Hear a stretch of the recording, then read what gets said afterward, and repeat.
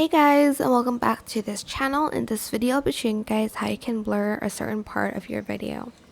For instance, you want to blur out their faces, so select your video, copy and paste it, and on the second video go to effects and add in the blur video effect.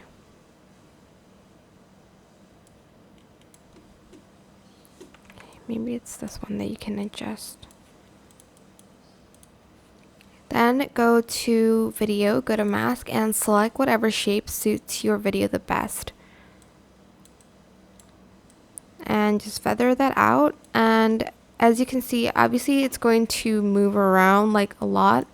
So you can use keyframes to track parts that you want to like blur.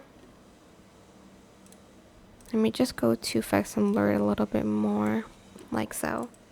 And just track their face, but I'm not going to do that for the whole entirety of this video. And you can use other shapes, so let's copy and paste that. Go to video, mask, you can use the rectangle one if you'd like. Just feather it out just a little bit though. Actually, let's just landscape this.